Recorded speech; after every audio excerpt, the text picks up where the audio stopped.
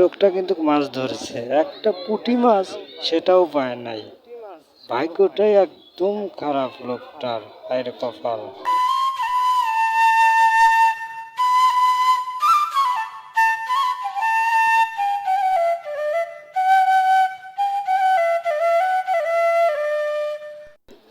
বন্ধুরা, এটা কিন্তু ঘাটিনার ট্রেন ব্রিজ, আপনারা যেটা দেখতেছেন। এই সামনে কিন্তু শাহজাহানপুর বাজার। এটা কিন্তু বেঁধে নিয়ে আইছে, দেখেন অনেকদিন ধরে আইছে। আপন ঘরে